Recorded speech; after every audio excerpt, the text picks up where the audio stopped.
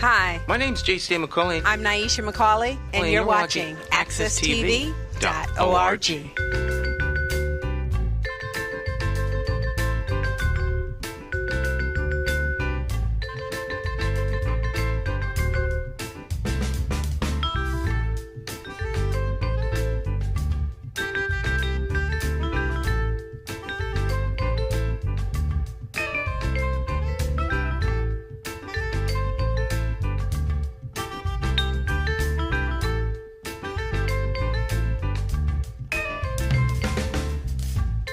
Oh, yeah.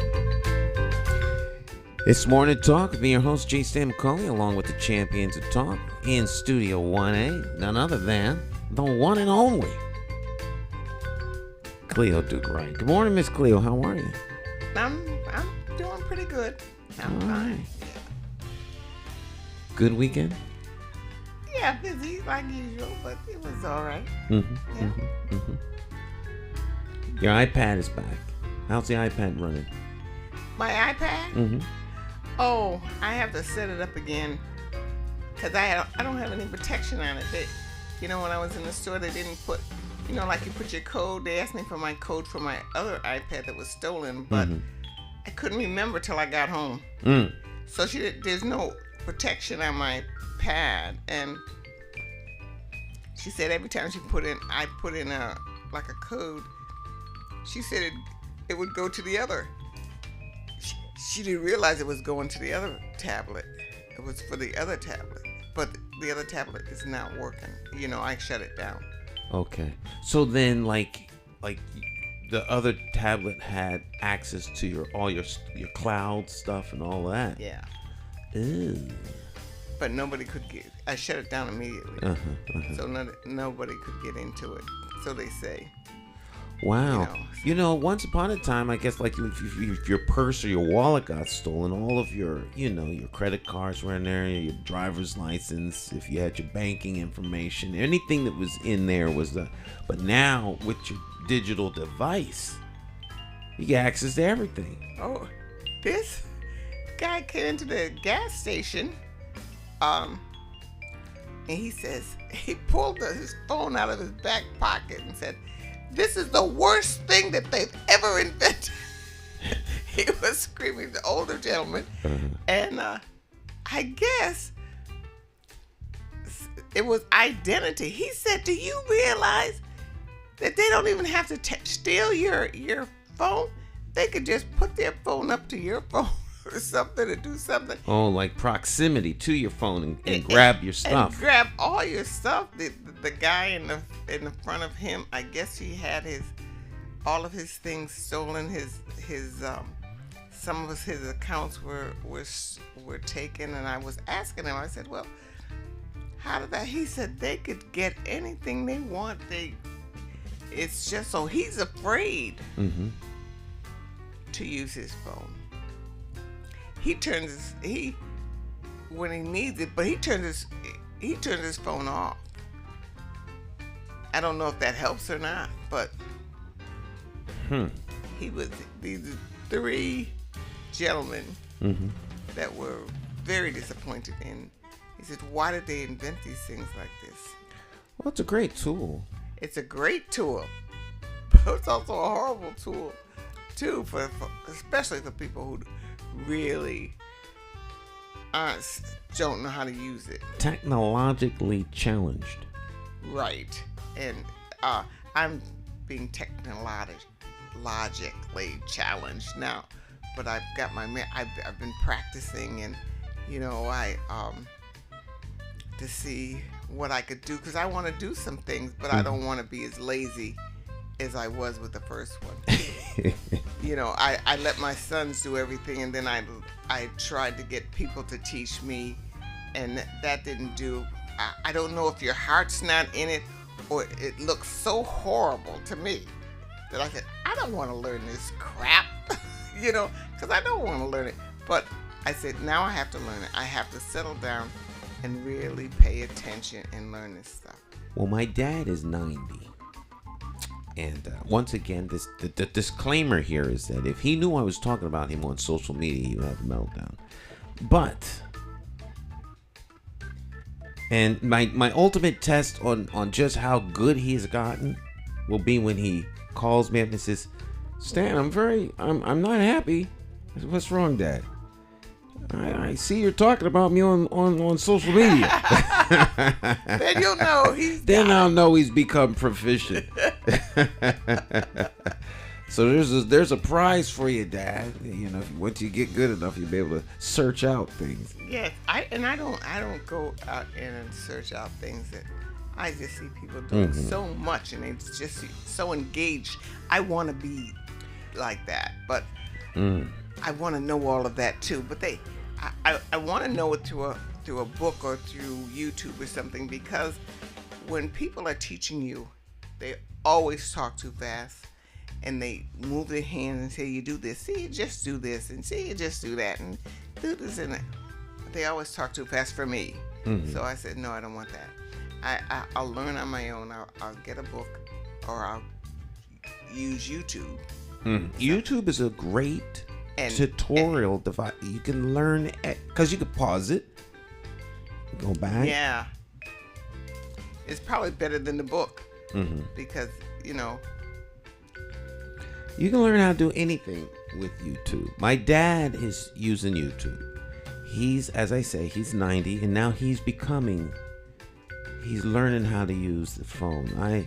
It took us 45 minutes because his account is, he uses AT&T. And we're trying to figure out how much data he has, because he keeps calling me. He said, Dad, Stan, I'm getting a warning, a little data thing comes up, says I've used X amount of data. He says, what's that? I says, well, that's like gas in your gas tank, and you know, you use the gas gauge, tells you how much gas is left. He says, well, how do I know how much data I have? I says, well, you'll have to look in your plan, you know. I don't know the code to the plan. Oh, goodness. So, finally, I said, you know what? We're going to look this up. They called him back. They walked him through how much data he had. But they told him about the hotspot.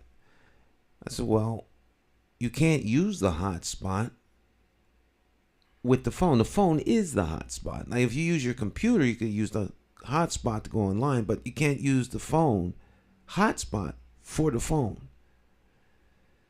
So your hotspot data, he's got 60 gigabytes of hotspot data. Then they throttle it back. Like now it goes down to kilobytes per second. You know, but he has 60 gigabytes of hotspot data. Of course, he's not used any of it. But the other data, unlimited, which is what I thought, but I didn't know. And he was concerned that he was going to run out of data and the phone was going to stop working. I say all that to say this.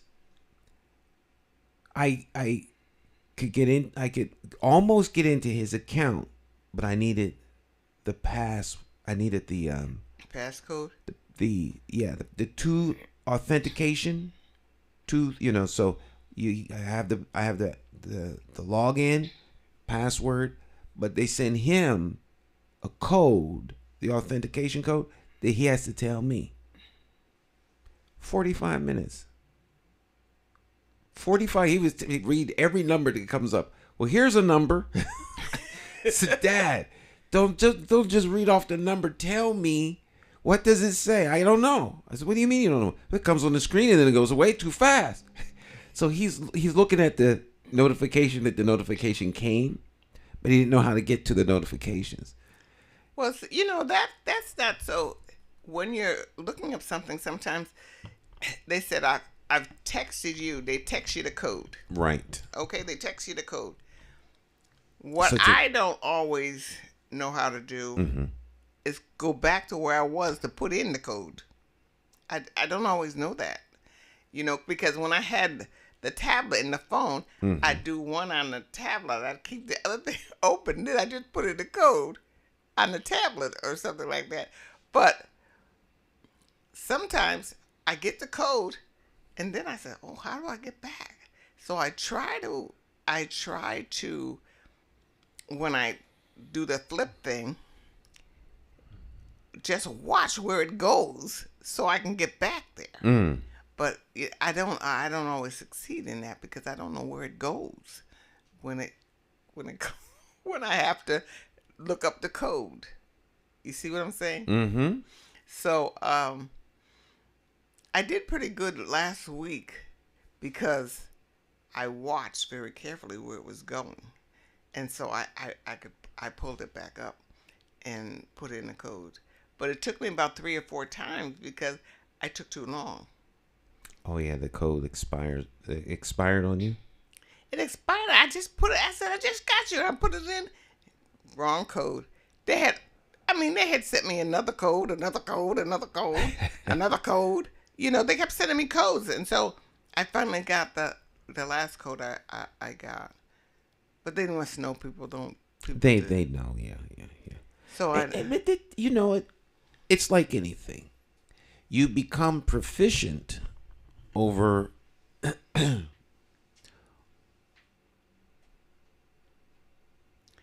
a course of time. Yes. You become proficient, and then the more you use it, the better you get. Yeah. People, I've been avoiding it for many years. When I had the bookstore, I got really pretty good on the things that I needed to do in the bookstore, but it leaves you pretty quickly if you don't do it. Yeah. So I he's sitting around, and so he has time. He's getting better. Because he doesn't have cable anymore. He doesn't have cable, so he's using the phone. Now he's gotten real good at finding the movies on the phone. He got Paramount Plus, and so it builds up. So that's a lot cheaper than the cable, right? Yes. Absolutely. Yeah. But my son has the phone going and the TV going. I said, and we don't really need this TV. We don't really. I don't know if I could opt out because it's it's throughout the whole building. It's like an automatic thing. Do you pay for cable? Yeah. You get a cable bill? No. It comes with the condo. Oh well, then you may as well just watch. But I see in that fee how much it costs. Maybe you can opt out because it's not. There's a fee, then there's this cable. Uh-huh. So I'm saying, I wonder if I can opt out of this cable. I would ask. And because I had Roku before I bought Roku, I was fine with that. Mm-hmm. $6 a month, some ridiculous thing like that. I was fine with that. And this cable is $90-something a month. Well, I trimmed down a lot of my subscriptions. My wife had subscriptions. It turns out she had Netflix and I had Netflix. We both pay in Netflix. So I got rid of Netflix. She has Netflix that comes as part of her telephone package for her phone service. Mm-hmm. I have Boost Mobile, so I don't get it. So, but I have. So I got rid of Netflix. So we use, hers because this is one household, and I have Paramount Plus. I have. What's that? Is that movies too? Paramount Plus is like CBS. You can watch CBS. You can watch lots of stuff on there. But of course we have Amazon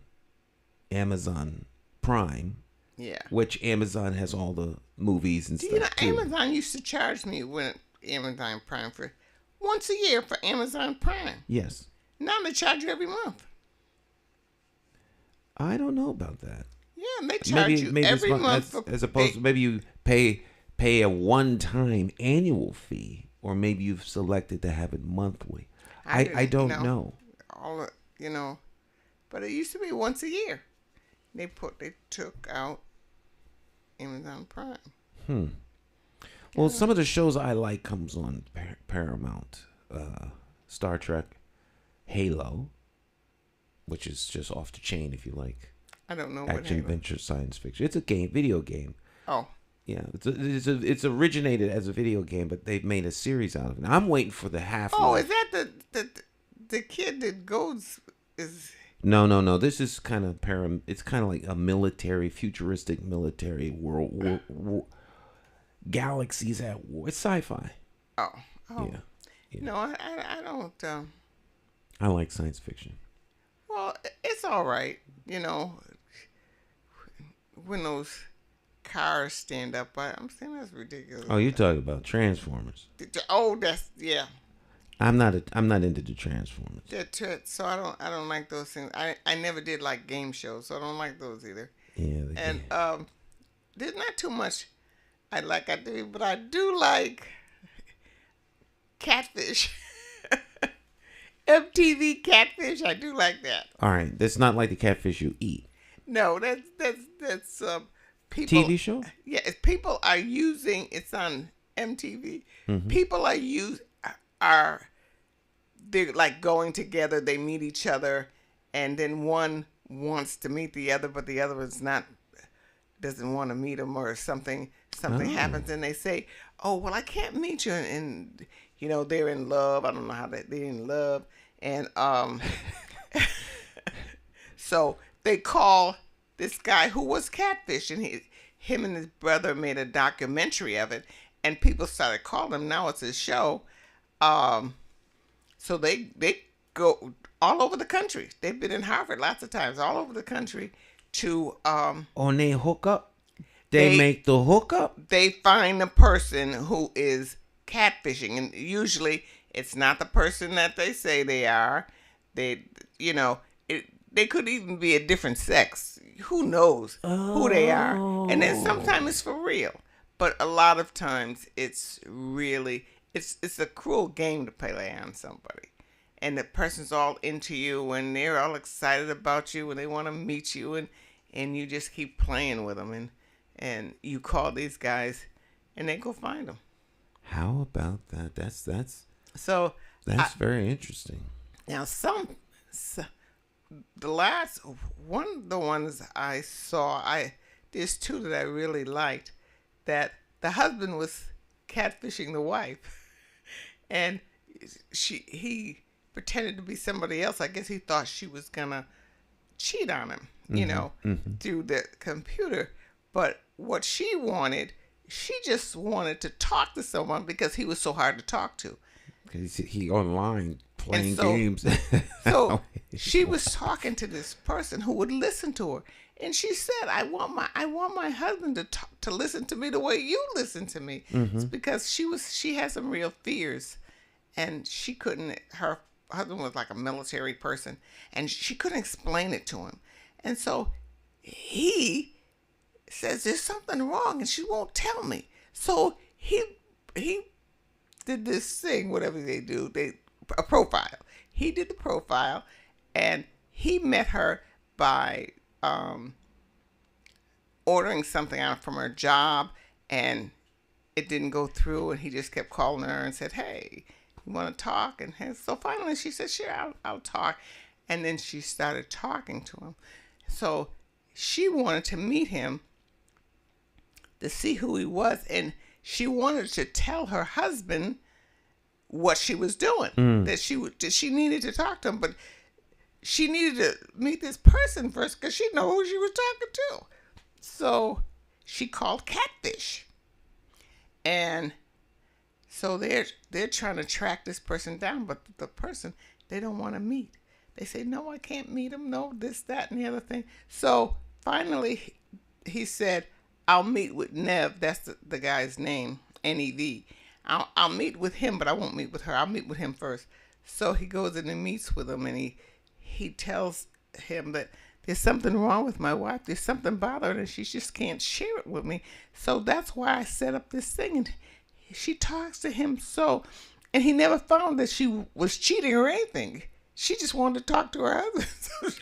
So finally, Nev brings him over. She has her at some place, and he gets out of the car. It's very mysterious, and there's a commercial, of course, before you see his face. And then he turns around, and she looks at him, and she says, "Oh, no." But then they start talking. Well, I knew there was something wrong. He didn't tell me what was wrong. But so finally they got together, and they really, and they went home together. So I like the ones that have a happy, yeah, because nice I'm a mushy person. Yeah. You know, or two teenagers who've been talking since they were 15. Now they're 22. Mm-hmm. They're still talking. They never met. So one wants to meet and one's scared. So she didn't want to meet him. So they find him. Mm-hmm. They find her. And the reason she didn't want to meet him is she was everything she said. She was a model. She was tall. She was pretty. But she's awkward in her mind. Mm-hmm. She's very awkward. And so she didn't want to meet him because she didn't want him to see how awkward she was. She wasn't like those models. She was just a girl. Right. Not fancy or anything. So she didn't want to meet him. So they finally get them together and they meet. And as soon as he gets out the car, as soon as they get out of the car, they looked at each other and they just ran to each other and just hugged each other. And just hugged it. Because, you know, I love that. Hugged each other. And they just, well, I couldn't because you see how awkward I am. I'm really not that person, that beautiful person, you know. Mm-hmm. I'm just an awkward person. And he didn't care if she was awkward or not. They go off together and that was that. But most of them are very sad. Oh. You don't see very many. Most of them are sad. Most of them are sometimes lonely. And they're this person that they've talked to, they've had this picture in their head. And the person who's talking to them is giving them great comfort. They're giving each other great comfort. But he's not talking or she's not talking to the person that, you know, sometimes they think, you know, a girl thinks it's a guy and it's a girl. And she's not gay. Mm-hmm. And she's not, you know. And then there's sometimes it's two guys that meet up and one guy plays the other like, send me money. One guy sent somebody $10,000. They send people money and then they, you know, sometimes people are very cruel. The world's a cruel place, and to the guy you were talking to at the gas station, you know, the phone has become a portal to which people can enter into your life and really take advantage of you. Yes. You know, and it's I'm telling you, there's a whole lot of madness out there, and people become victims. They want to be compliant, they want to do the right thing, and people play on those vulnerabilities that folks have. And you know, seniors get taken a lot advantage of, but it's not limited to seniors. It's all kinds of people. And if you are someone who's searching for someone or something, and the predators get out, man. There's a lot of lonely people out there. It's terrible. And a lot of these people who are catfishing other people are people who are very much overweight, or something. They're not fitting in society the way they want to fit into society, so they become this imaginary person, and it becomes like a drug. You know, one person was catfishing about 100 people.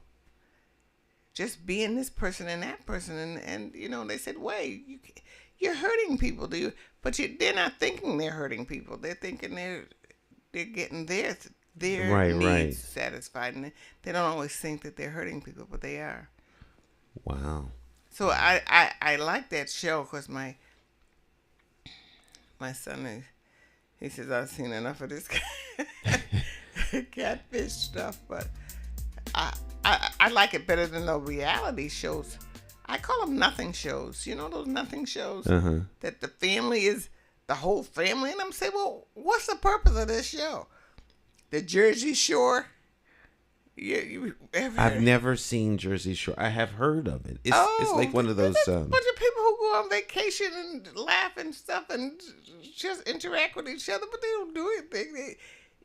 So it was a reality show? Yeah. Was this on MTV as well? No, that's not. I don't know what station that it could be, but I don't. There's one station that all they do are reality shows practically. You know, falling in love, marrying a stranger, it's just ridiculous. But none of them have any particular purpose or why they're there. They're just there. But people like to watch Kardashians. It's shows. all after the Kardashians. I think the Kardashians started this reality thing. A bunch of people who do nothing but just run around and they share their life with the audience, I guess. I guess that's it. So I can't deal with that. And they have these stupid shows. Ridiculousness. Have you been Ridiculousness? That's the name of the show? Yes. Ridiculousness. Yes. And it's this guy and there's two people who are always there. And this guy shows these little videos of people in accidents and getting hurt. And some of it's so good. I gotta turn the station because these people can be hurt.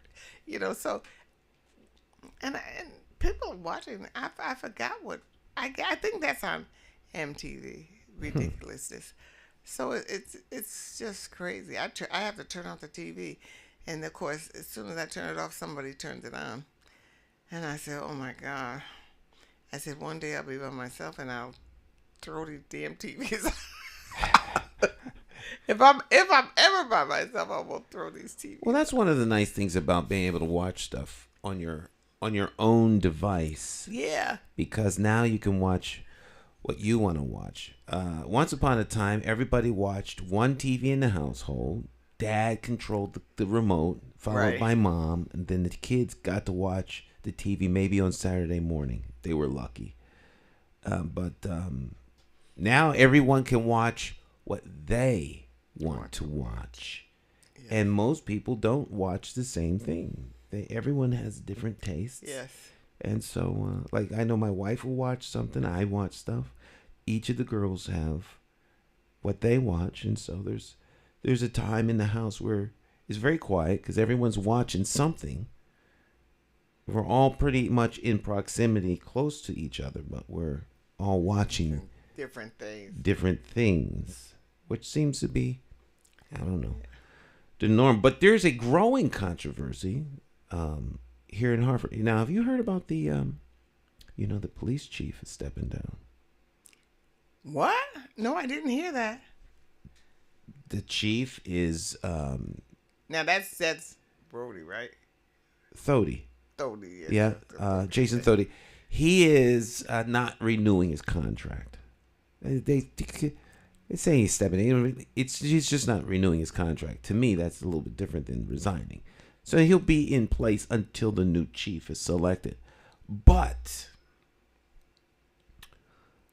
the armed citizen patrols. No, I've been, yeah. So that's the growing controversy here in Hartford, particularly in the North End. I've read a little bit about. So what do you think about that? I think if it's neighbors, I think that's a little scary. I've had a couple of conversations with people. I think that's a little scary to have that because, it says a lot. It says we don't trust the police to do their job. I think absolutely it says that. We don't. We want somebody to have our concerns to be headed, to be on top, not whatever the police are doing. They have their concerns all over the place, but their concern is not us, not this community. That would be the. So I understand why that would come up. This patrol, I understand why that. What bothers me is who's gonna keep them in line. I mean, who's gonna put the parameters around them so they only go so far? Well, that's an interesting perception. Or I shouldn't say perception. That's an interesting observation. Who's going to watch them? But I think the broader question is, if we take that same question and apply it to what's going on, who's watching the police? But that's so. I mean, we don't want to get into the same situation with these people that we're out and with the police, because we don't exist. But it's like they do their own thing in their own way, and But these are our people, right? And see, these are our people, and we want them to care about us. So that's the thing. Well, here's something. A lot of, not everybody, but a lot of the people in the Citizens Patrol are people that everyone in the community knows. Community knows the people in the Citizens Patrol. Well, then that's safe. I mean, they're friends, neighbors, or enemies, but I mean, you know who they are. You know where they live. I mean, you know them. They're people you know. And community is what? Self-sustaining, self-educating, and self-policing.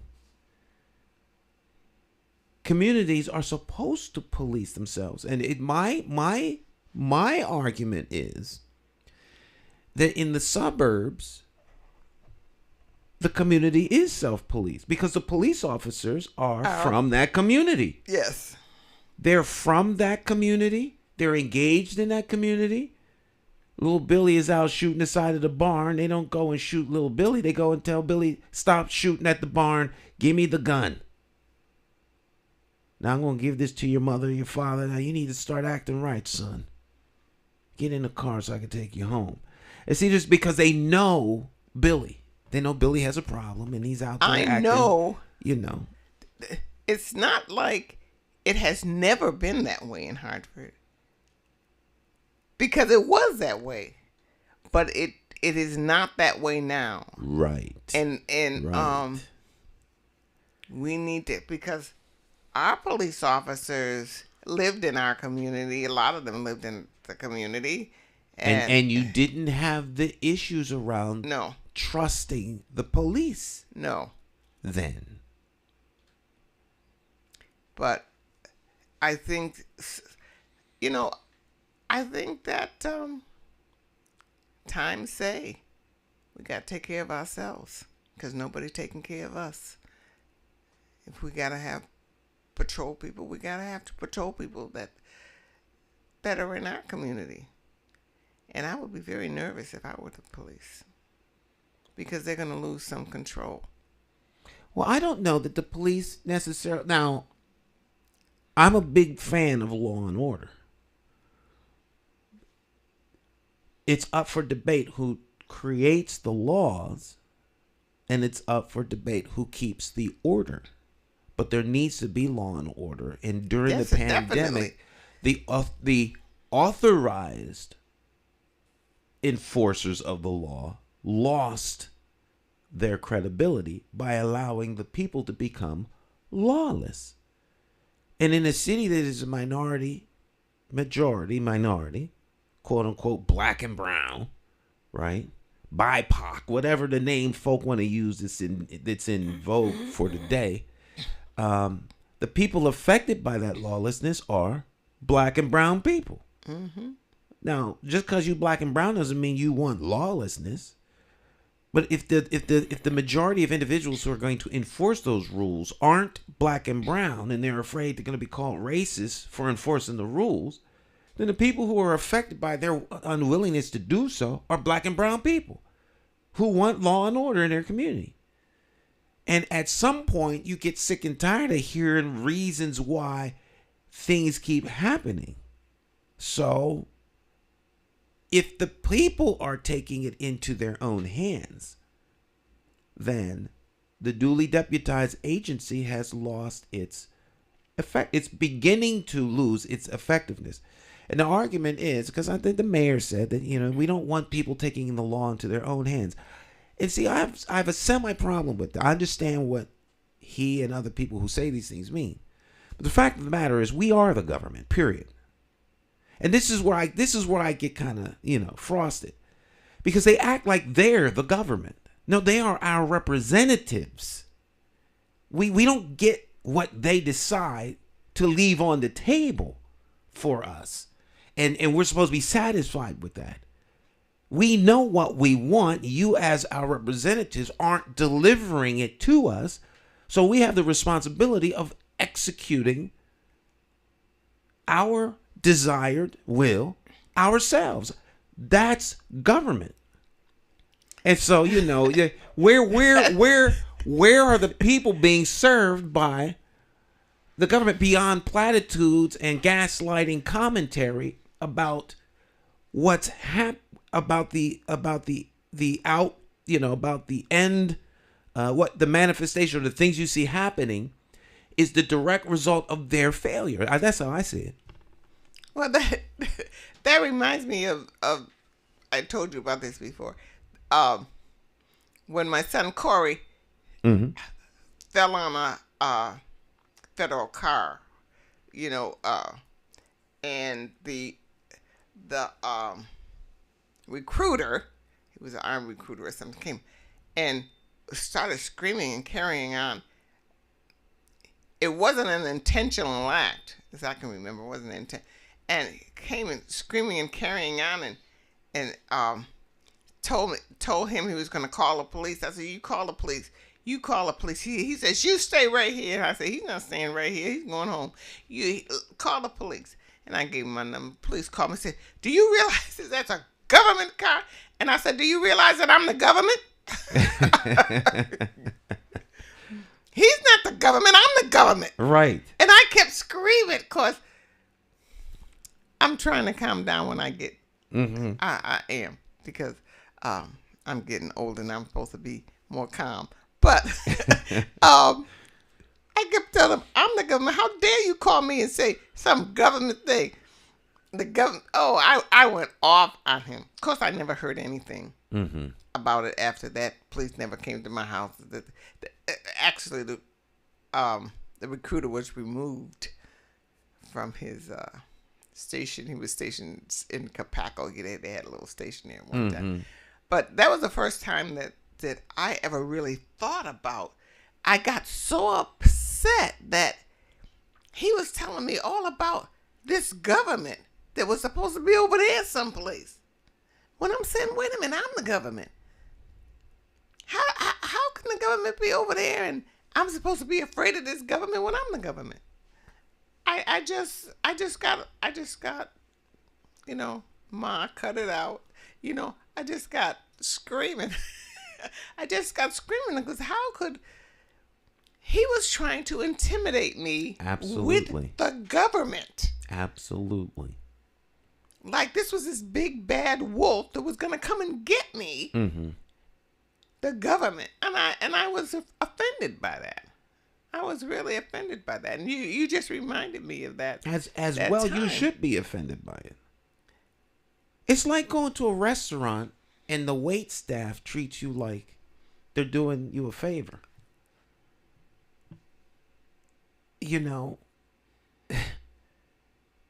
That's now the wait staff shouldn't be treated with disrespect, but you came there to be served. And you're going to pay for it. And you're paying for the service and the meal. And elected representatives seem to forget that. And so, we're going to be able to have a new police chief. The mayor gets to appoint the police chief. However, the mayor's on record as saying this has to be a community process. It needs to be a community process, period.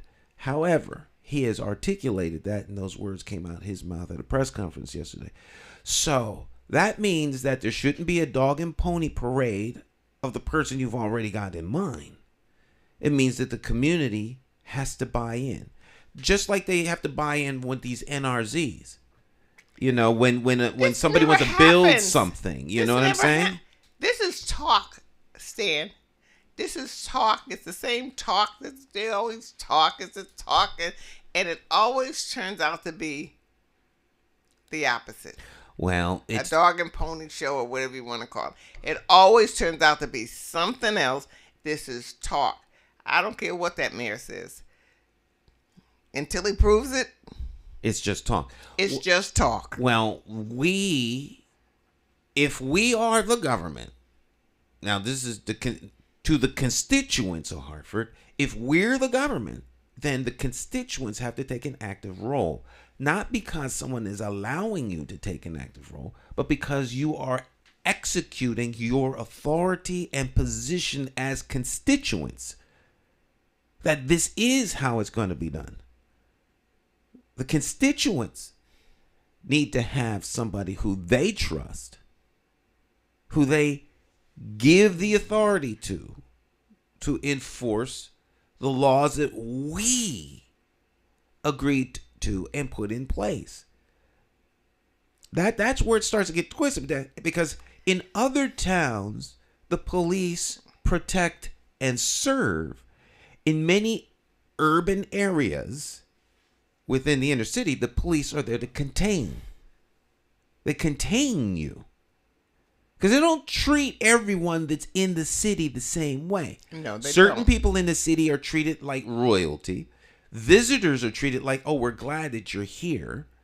And certain residents are treated like, what are you doing in this part of town?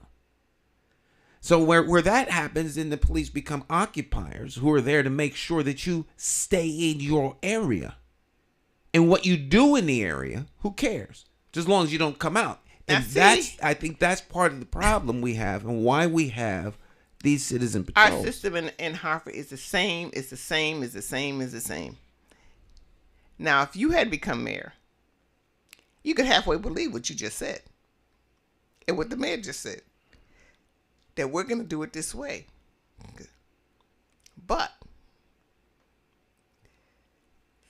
the system hasn't changed. Somebody, and some people may have him be mayor. Mm-hmm.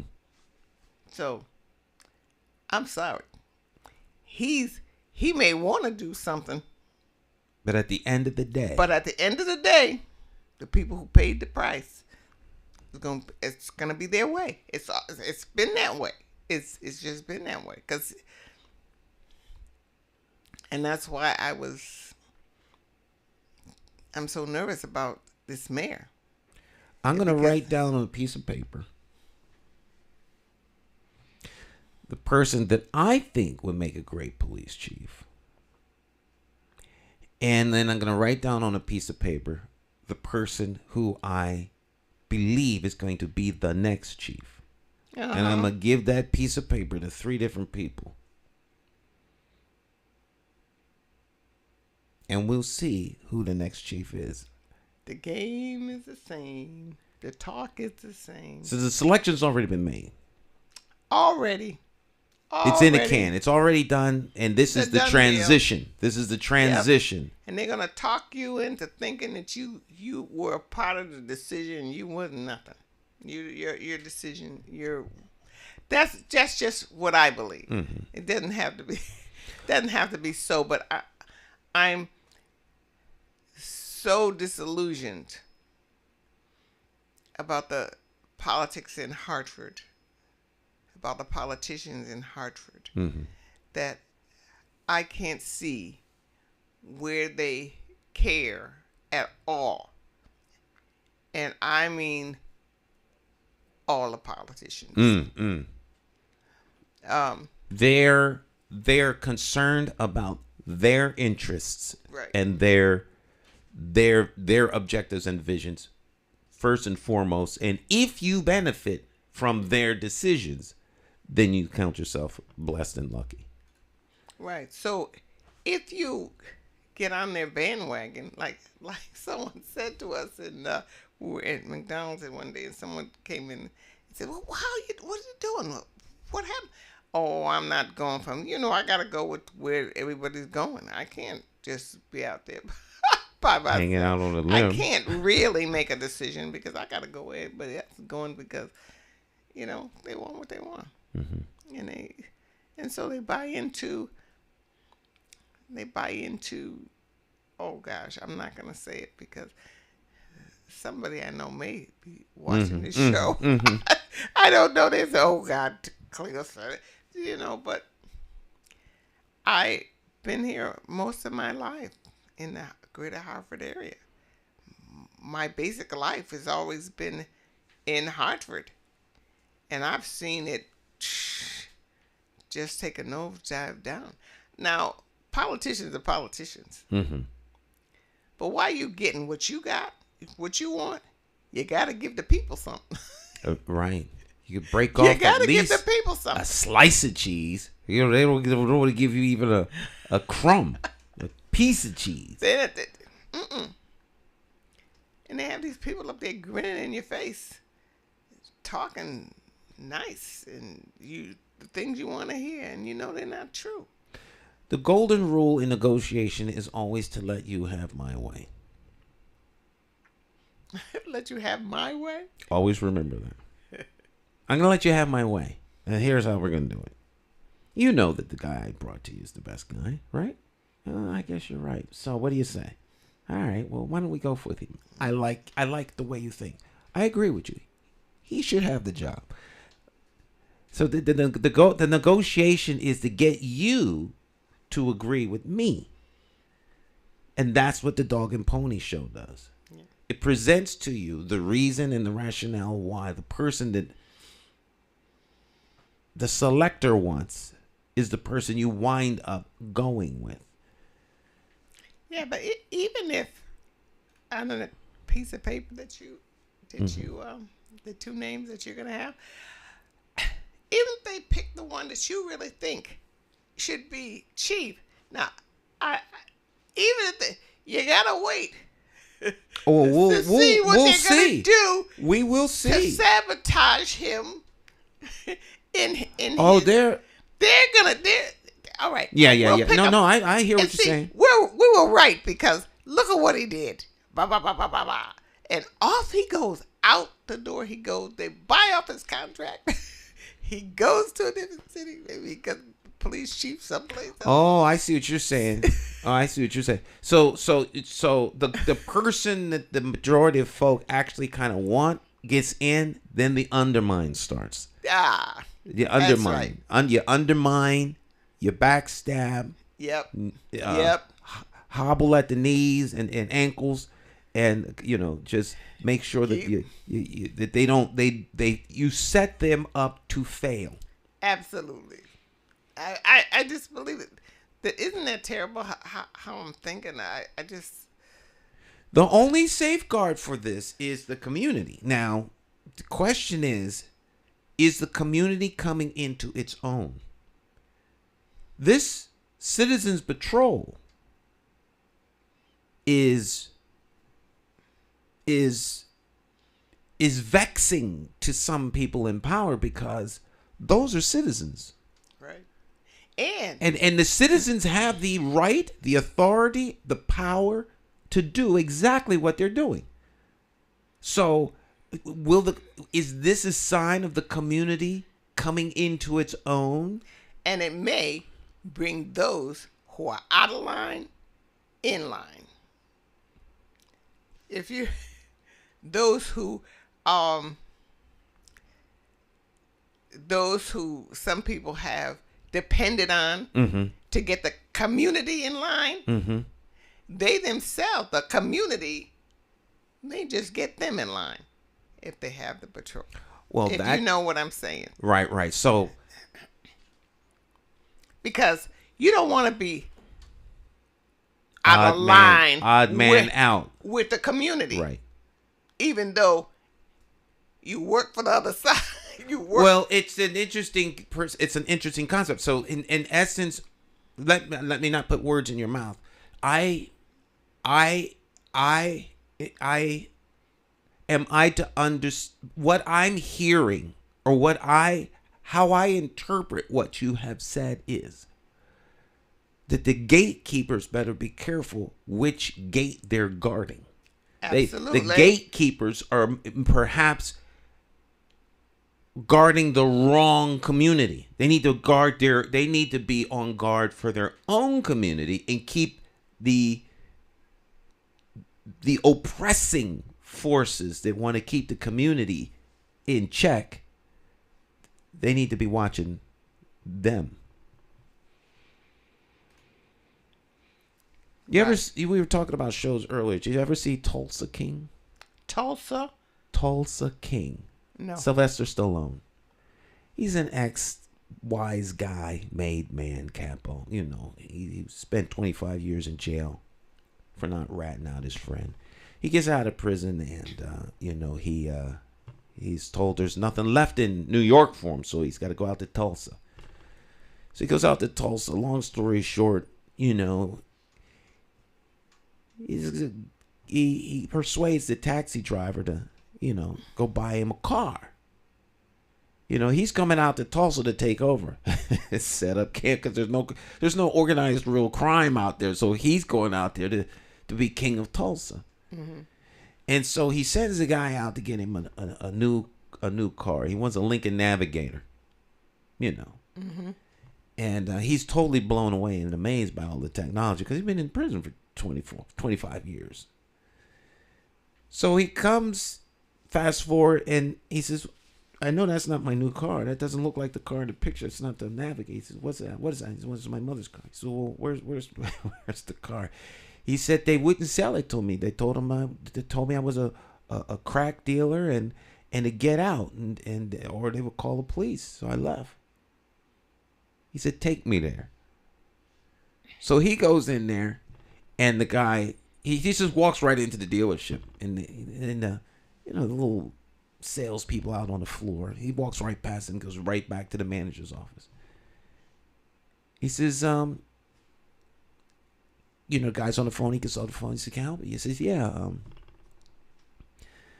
My friend here, I sent my friend here to pick up a car, and he was going to pay you cash, and you told him that he couldn't do that. He was a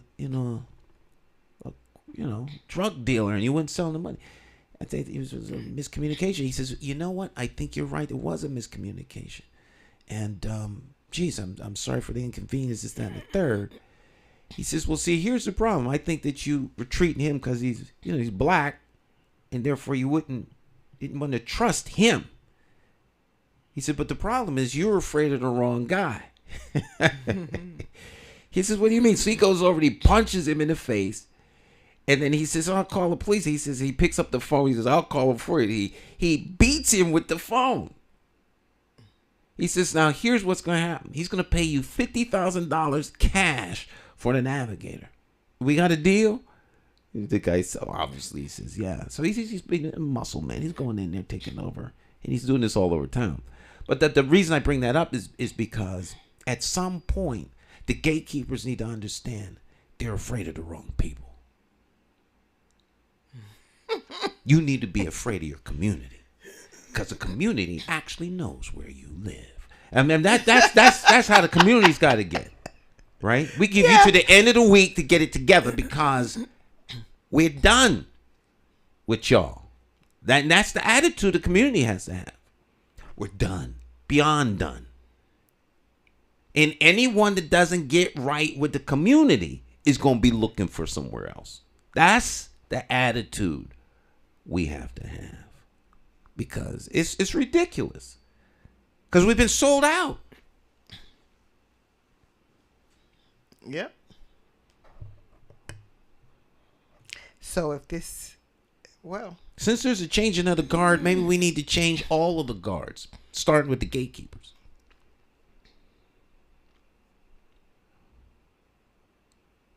Yep.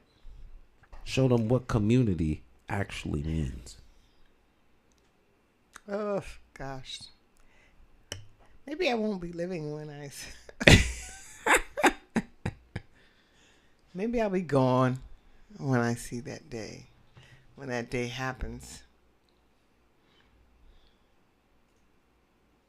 But I'll be watching from somewhere. Something needs to happen. Not only in this community, probably in a lot of communities. It needs to happen. Because if it happens in a little community, like Hartford, that'll grow. Yeah. It's going to grow all the way up to Washington. It could grow. And people will start listening to communities. And they'll be more effective. Now, that's the dream. That's the dream. The people's government. That's the dream. The people's government. See, I think the establishment is quite concerned that we have all of these folks running around here challenging the system. And, you know, seeds of dissent. Look at the big election coming up. Big election coming up. Mm-hmm. I don't care who the incumbent is. Someone has to run against them. That's just it's in me. They got to have a challenge. I don't care who they are. Well, I'm telling you that people are so. I mean, how many people have you heard saying, "I'm just gonna stay home"? I don't want none of these people. I just want to. There's a lot of people talking like that, but they have to understand that you can't stay home. You can't stay. You can no more stay home than people who are sick and tired of their neighborhoods being taken over by, by folk who don't want to hold the community standard. We used to have a standard. Mm-hmm. And you dare not go against the standard of the community. Those days have to come back.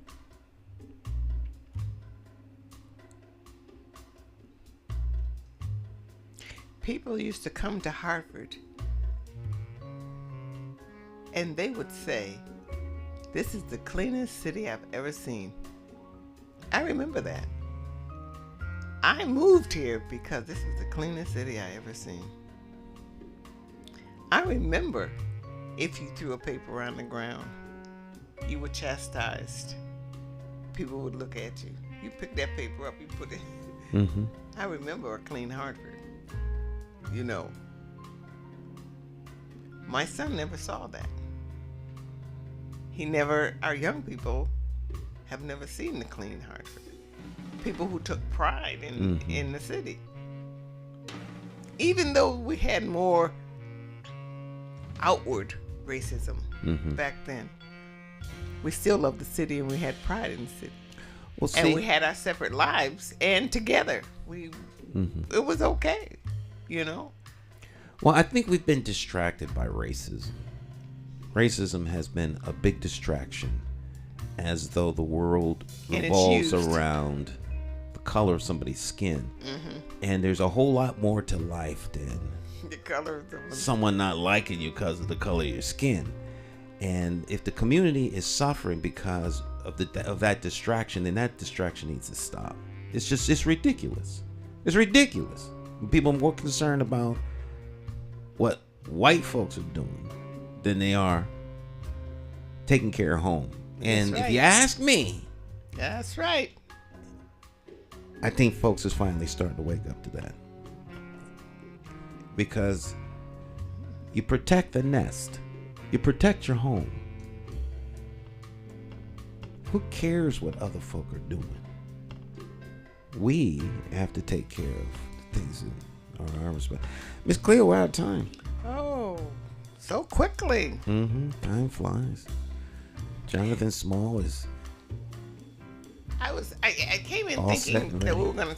I said, let's talk about something positive, because people are just so frustrated with the whole situation of life and politics. And I said, let's think of something positive. Although coming here, I couldn't think of anything.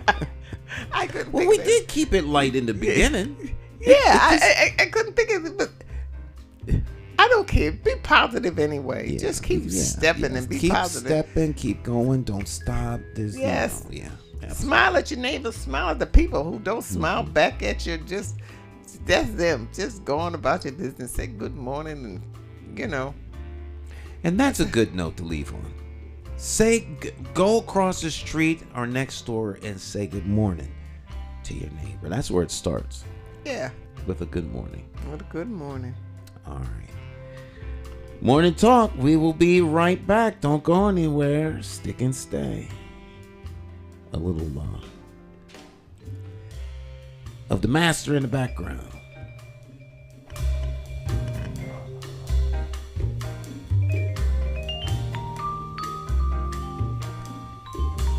Jay Hogarth.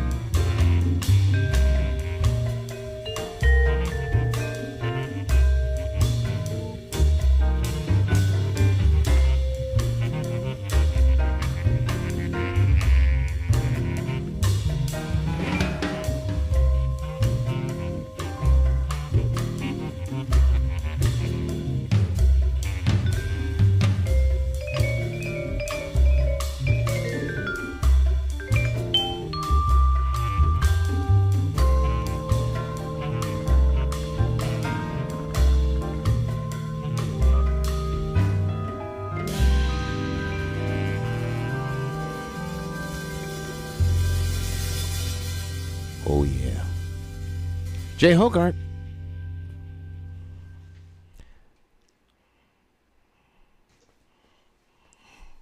That's not the angle we want. That's the angle? There we go. That's Okay. not the angle. That's not the angle? That's the spy cam. Oh. It's always on. Yeah. There you go. This the angle? Okay. Yeah. Jonathan Small in the house. How you doing, Jonathan? I'm doing fine, Stan. It's a pleasure to be back here again. As I say every single week and everything. How was your week? The week has been normal. Nothing unusual, nothing spectacular, just a normal week. And always trying to find something to make it better. That's the best I could say, but don't try to force it. Sometimes that's not the best method neither. But, I guess getting close to March Madness, get a little bit more into college basketball now. College basketball fans, this is it. It was a big fight on the was that was a girls basketball? I didn't catch it. Big fight, yeah. Or maybe it was the guys. One of the basketball things was a big fight or something that broke out on the. I heard about it. You heard about it? Yeah. I didn't catch anything.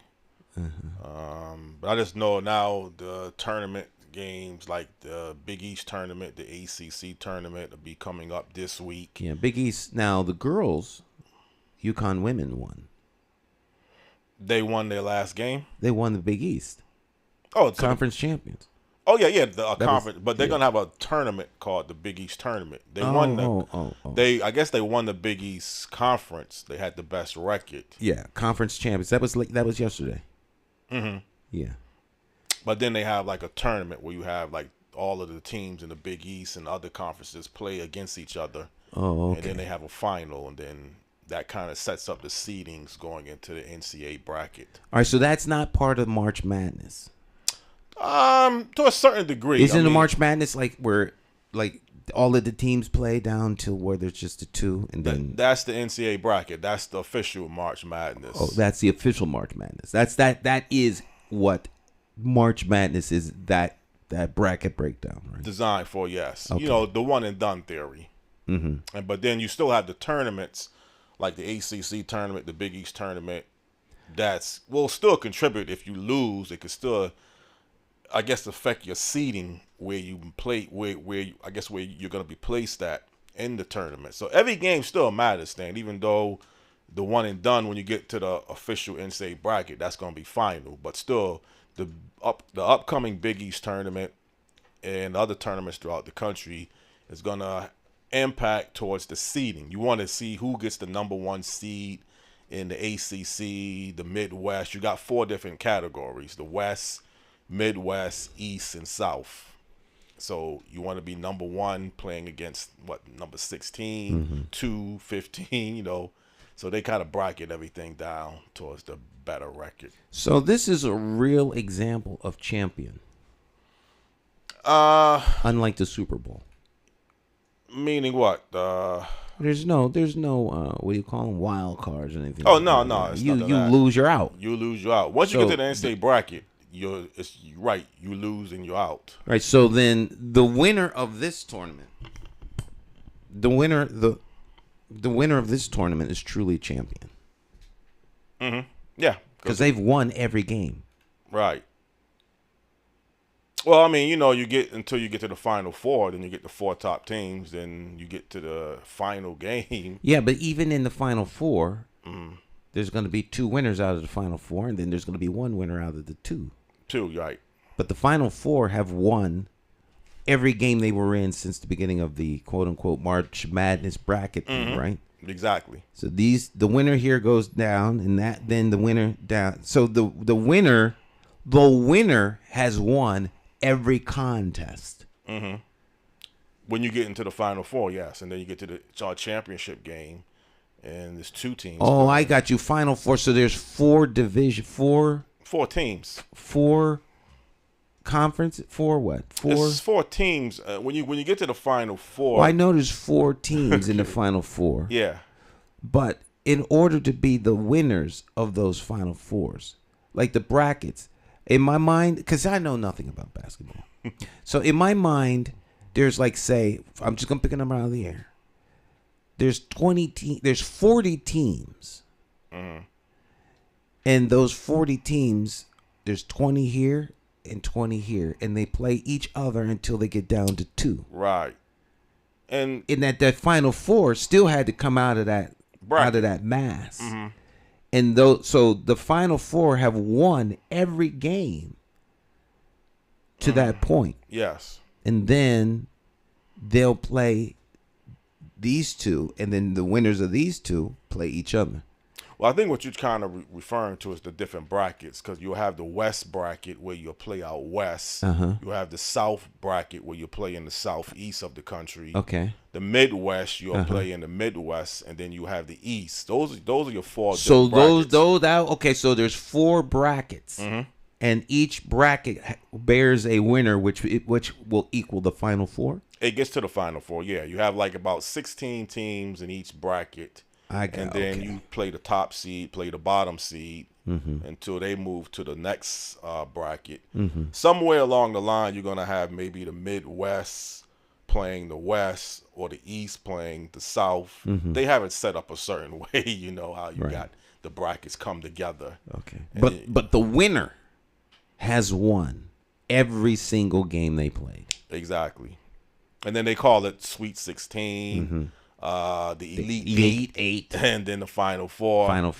And then I guess the NCAA champion. I mean, I don't know what they call the last 2 teams playing. Well, I know what I call the one who wins in the end.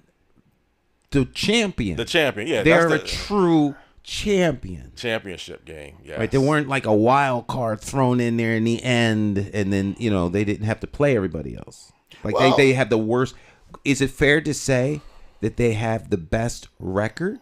No, because you can have a team ranked 16th all of a sudden win every game, and they can beat the top seed team. So it's not the team with the best record. Yeah, but it's the best record out of the 32 teams from the beginning of this contest, right?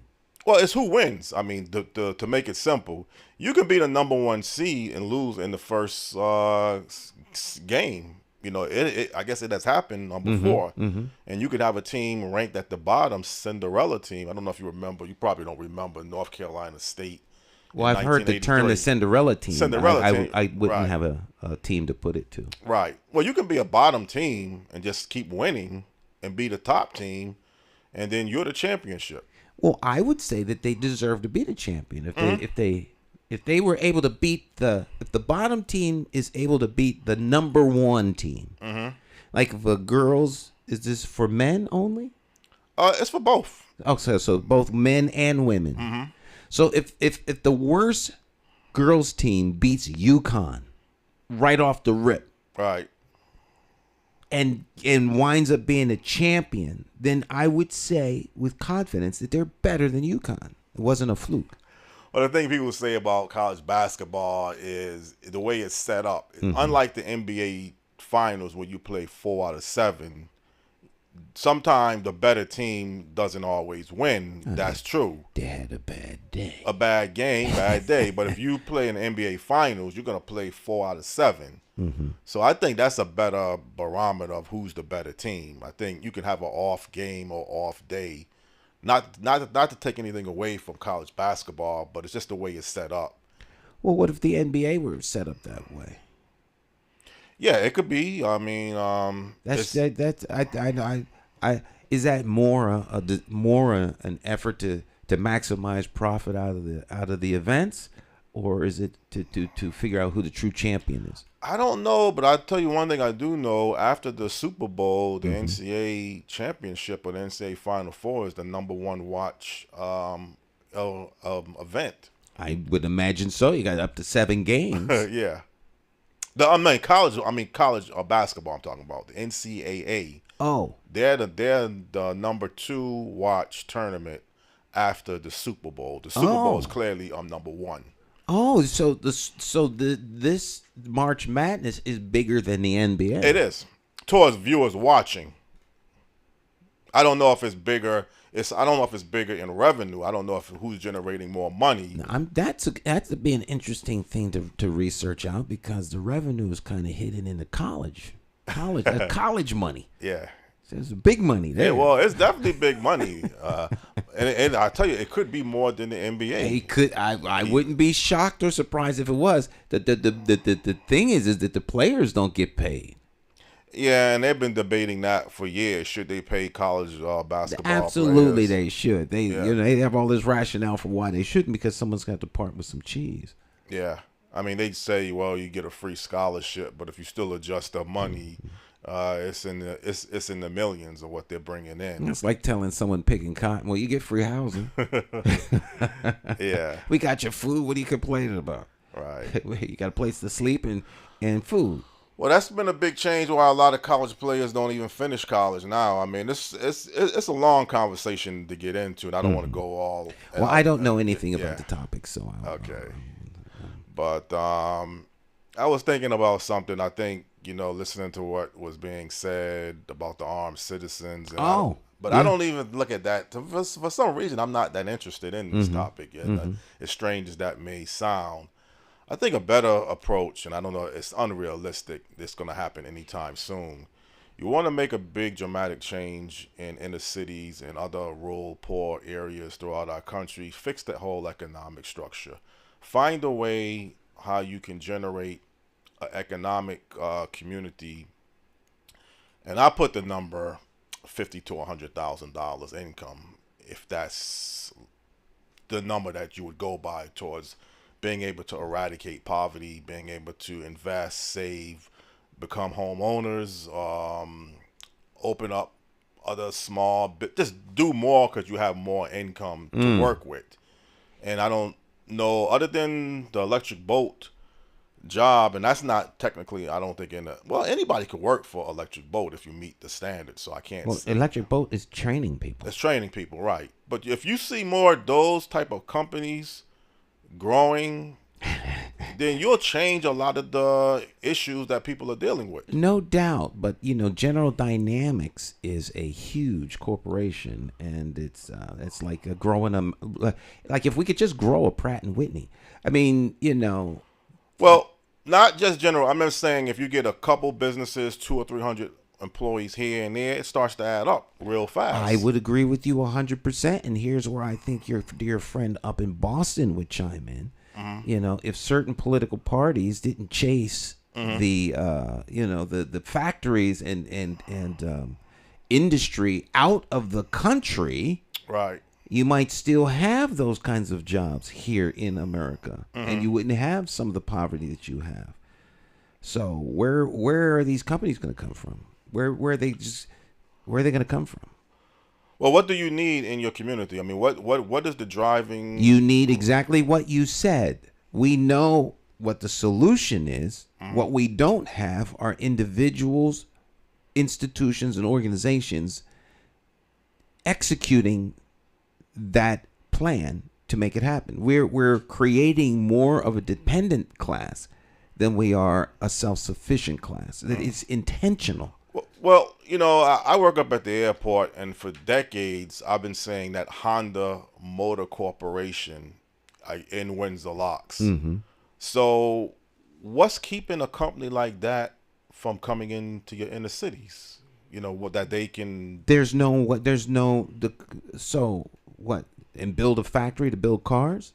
Well, I guess exactly what I don't know what I guess Honda Motor Corporation. I only see the outside of the building. That's probably a parts warehouse where parts come in and then are distributed to the region. Right. So that's the extent of it. But they're not.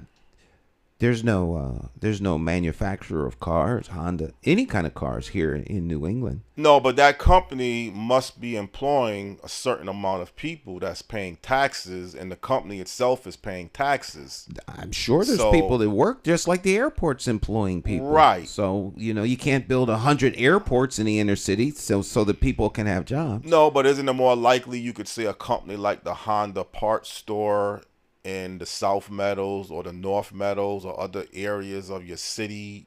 It don't have to exactly be a Honda. I'm just saying something on that scale that employs that amount of people and pay that amount of taxes. You could, but it's probably not a practical place to put a facility of that size that does that kind of thing, because now they have to pay taxes in the city of Hartford, which has an extremely high mill rate. Right. It's easier to put something like that outside of Hartford. You need it to be in this region. It doesn't just serve Hartford; it serves the whole region. Yeah. And as such, they're close to the airport. They're close to probably rail and other things that make it a practical place for it to be. Companies put things places, not based on community need. They put things based on their needs.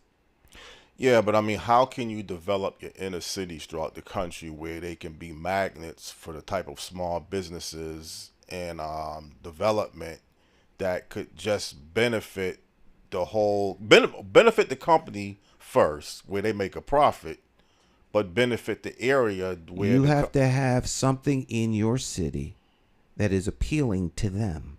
Right. And if you don't have that, they won't choose your city. They may choose another city, but they're just not choosing your city. Right. Cities are built around those things, and then you start to see the decline and the collapse because the engines of prosperity leave. Well, see, that's my whole point. So it's incumbent upon leadership and people with that are charged with the responsibility of managing and running these things, that they keep their city vibrant.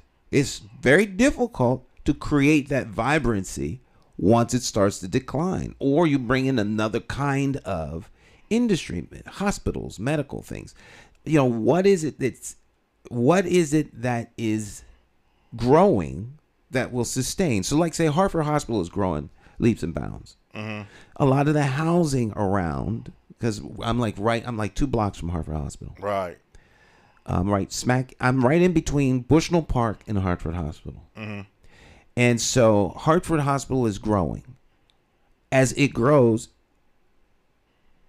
people work there. Right. Those people live in and around this area. They do. When they build up some of this stuff down here by Bushnell Park and by the Bushnell Theater and all this other stuff, a lot of the people that move into those will be people that work at Hartford Hospital. What are they going to build around this area that you just mentioned? They're going to build housing. They're building apartment buildings. Right. Places where people can live. Not necessarily own, but live. Yeah. Right. So a place to house individuals. And with little shops and stores and things along that line, because those people obviously will have to go out and shop and buy things, and those people will support that. But what happens when Hartford Hospital declines? Yeah. Medicine changes. AI comes online and is able to diagnose you in a med bay that is at CVS or in your house, and you can have a computer design a pharmaceutical for you, specifically designed for what ails you, and you take it and you're done. You don't have to go to the hospital. So now hospitals go into decline. People don't need the big factory hospitals anymore because medicine has changed in the future, and Hartford Hospital closes. So now where are all those people now going to go and work? They're not going to work at Hartford Hospital, and people will be saying, well, we need to come up with something that these people can work in. Yeah.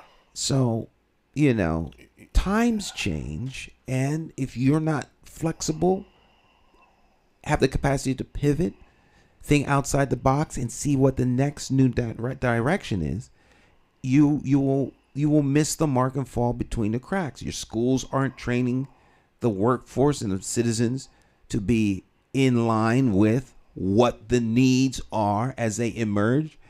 And so when companies start looking around, they go somewhere else. Yeah, well, that's the big picture that you just outlined, Stan, and I think that's kind of what is really needed. That's why I'm not too caught up into armed citizen patrols, because this is going to go away at some point. It's not going to stay the way, or at least the hype or the media is not going to be on it that much longer. It's a new trend right now.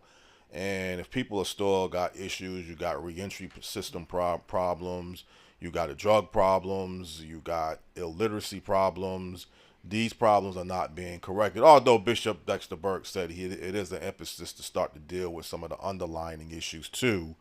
But those underlying issues are going to be a lot more harder than just walking up and down the street with a gun.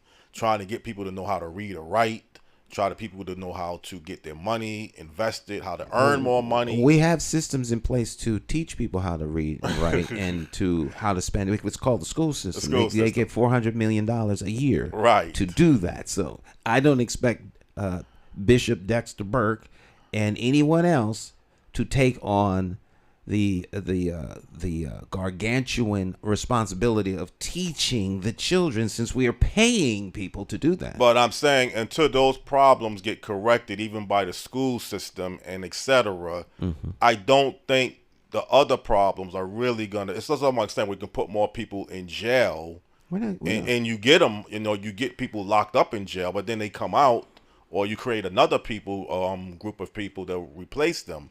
So fixing the root of the problem, but in the school systems. The root of the problem, as you aptly pointed out, is poverty. Right. Now, if we want to attack poverty and fix it, it can be done. It's not rocket science. It's intentionality. Well, and you, to me, you can't just pick one of these little things out and now all of a sudden, we got folks can't read over there. We act like there's no effort to help people read. There is an effort to help people read, and most people can read. People impacted by poverty have a myriad of problems, but the real problem is poverty. What is the plan to attack poverty?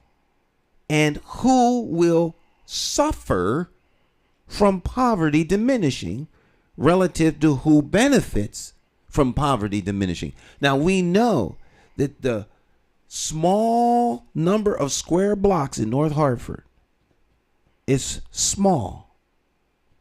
It's not Watts. It's not the south side of Chicago. It's not North Philadelphia. It is tiny. Yeah. Now, if we wanted to fix that, it could be done. So who's profiting off of it? That's what you have to ask yourself. Who profits off of the poverty? Yeah, but you got to ask who really wants to fix it too. The people that are profiting don't want to fix it. They want to milk it. Yeah, but ask yourself though, if I'm an individual, what's keeping me from earning more income? Look at yourself in the mirror and saying, what is it that I'm not? Well, that's a personal challenge. But sometimes that's where it has to start too. And that's outside of our control. Yeah, but you're kind of going around in different circles. You're saying now people, there's a way to fix poverty. Yes, but you changed it. You said, well, what about the individual? We don't have control of the individual. But if you wanted to change, if you want to fix poverty, you want to fix poverty, then you invest in the economic vitality of the individuals within that area. If you can go to the Gaza Strip, which will be done eventually, and rebuild communities, teach, put industry back in there, like they do after every war, then you most certainly can do that in North Hartford. Yeah. It's a matter of, do you want to? So, what drives the income in poor areas? Drug money, underground economy. Well, who's profiting off the underground economy? Somebody is. Yeah, but if you don't change, well, see that. So we get rid of that, and now you pushing up against a whole lot of people's little cheese. They'll work against you because they're making money off the drug sales that happen in those controlled areas of the city. Yeah. Well, the thing is replacing that. I mean, that's the thing that sometimes people have a hard time looking at, even if you're involved in the illegal drug trade. I want to get out of this business, or I'm telling you, we're going to knock your drug business out. We're going to take the money out of drugs. You're not even going to be able to make any money out of drugs. But there's a way that we can replace it with something legally, legitimately, so you don't have to be worrying about going to prison, getting your life killed. That's the part that seems to be missing when you're trying to challenge the whole illegal drug trade. I don't think it's missing. I think it's missing when you make an individual choice in getting X individual off the corner because they know they can make money. And when they decide to do that, then everything will change. No, they're a component of a bigger machine. If they get arrested and dropped, they will be replaced by somebody else. They're just like a McDonald's. Yeah. You want something better for your life, you quit McDonald's and you go to culinary school and wind up running a restaurant. But McDonald's hires someone else.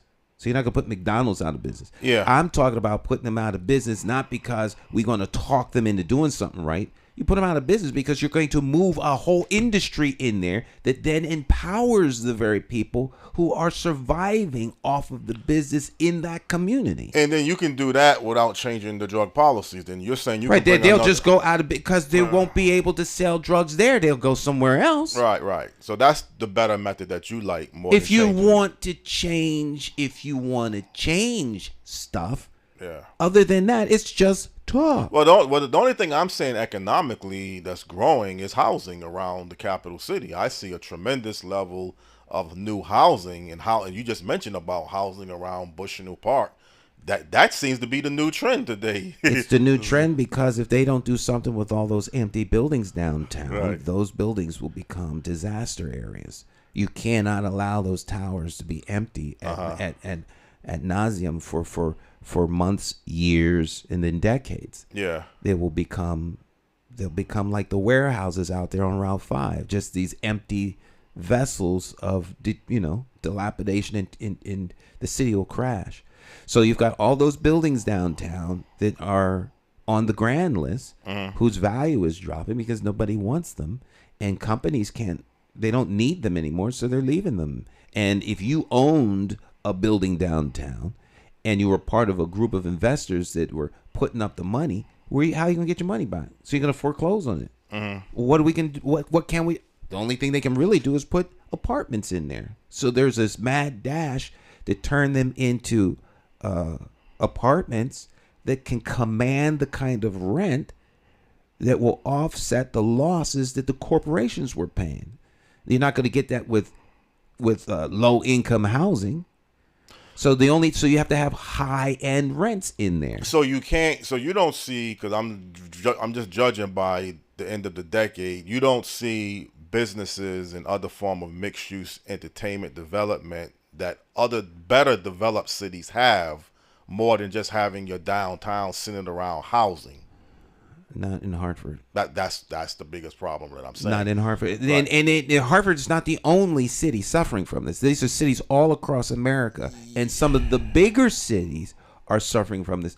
But there's much more there, so they're not so dramatically impacted. We don't have a whole lot of buildings downtown.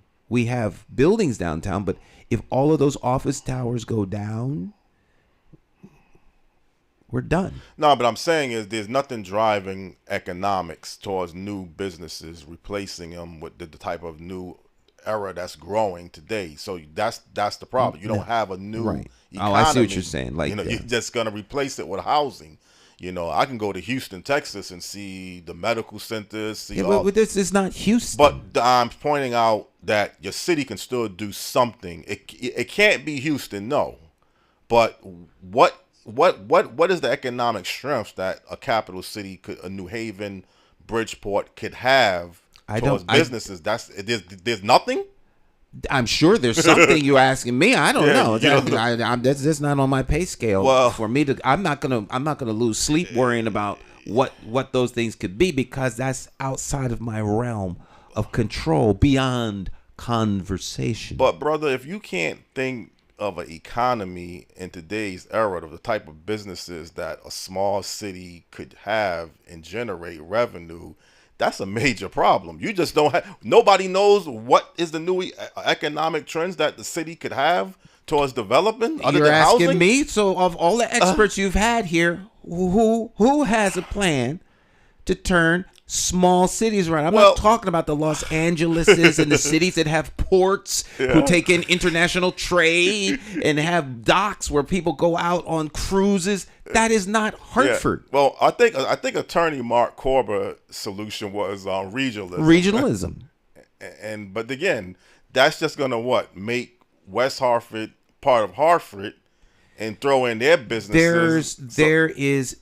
When you consider that Connecticut has 169 towns and each town is almost its own little sovereign with its own little government, with its own little budgets and all of these things and that are duplicated, regionalism makes a level of sense in a state the size of Connecticut. Right. It's like the size of population of Philadelphia. Yeah. It's this madness. Right. And so in order to save money, regionalism begins to make sense. If you're talking about the economic viability of the state, but as it is right now, not with we're not regionalized. Hartford is a sovereign city in and of itself that is deeply impacted by its mill rate and things like that. You want to lower the mill rate, you regionalize, then the whole region bears that cost. But think about this. All the economic experts and business people, the Metro Hartford Alliance, nobody can figure out what to do with the Excel Center. Can you make that another sports arena? Can you make this a new... nobody has that. See, the economic problems, and again, this is where you get into everything about inner cities and everything. Nobody knows how to put together the puzzle to get businesses to develop, grow, and attract. Housing is important. Yes, you need housing. I would challenge that. I wouldn't say that nobody knows. You have competing interests. Everyone isn't on the same page. Oh. And there are people who are profiting off of the way it is. They're not going to just stop because one little part of the city or the state is suffering. So they're not. That's not what's driving them. And so you have a group of people who have a vision for Hartford. Their vision is being rolled out. Whether or not it works remains to be seen. They have a vision. You may not be aware of it. I may not be aware of it. But as you aptly stated, there's a lot of construction downtown. Housing, though.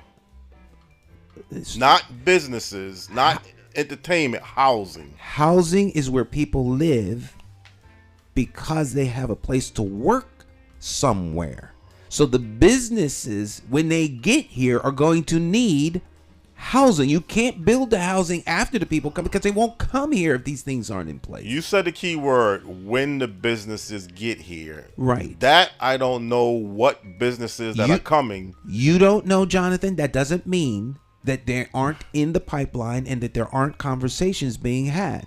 But it's fair to say that if all of the elements are being put in place so that when the business comes, their employees have a place to live, the folks that they draw from other areas have a place to live, that there may be a plan in place.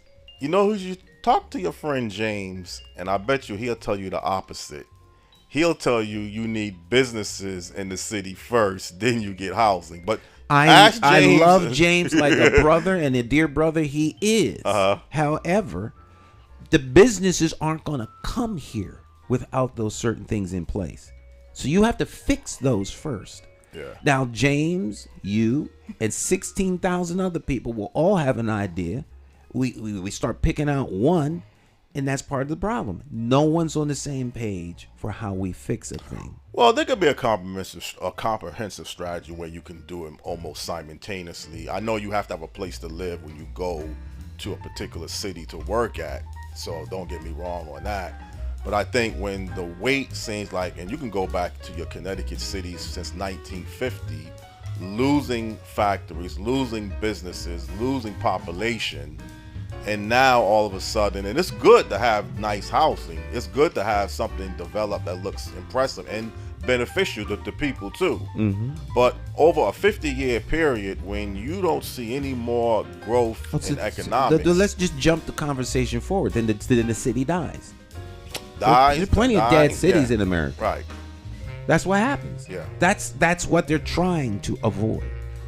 Because that's what's inevitable. If you can't fix it, then the city dies. Yeah. Like Detroit. Camden. Yeah. Other cities. Atlantic City, Oh boy.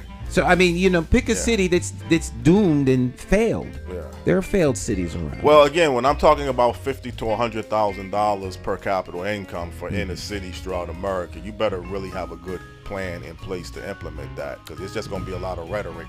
But maybe I'll do a little thing to bring a guest on to talk about. You should get a guest, bring them in here. You're an economic guy from England. England, exactly. And he'll tell you. He's one of the best. Right. John Glass. Right. So, this is not rocket science. Well, I mean, people can talk about it that don't have a plan or the power to implement it ad nauseum.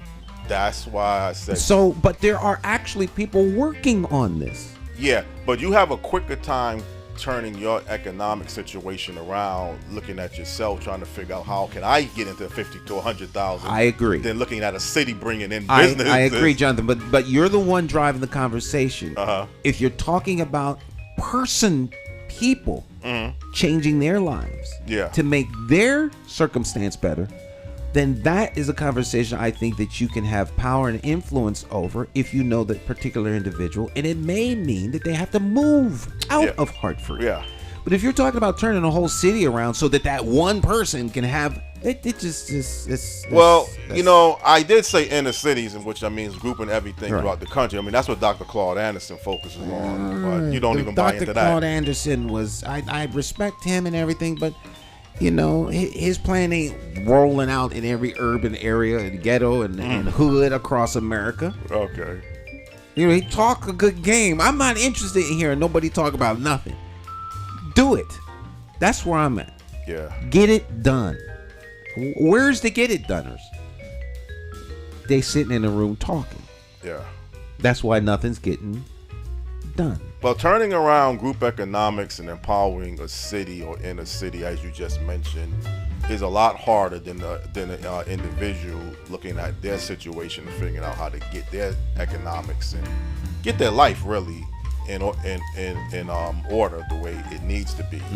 But let's just see how things go. I'll work on finding someone as a guest, probably for April, to go into this inner cities and other areas of economic development. Well, that'll be a good conversation.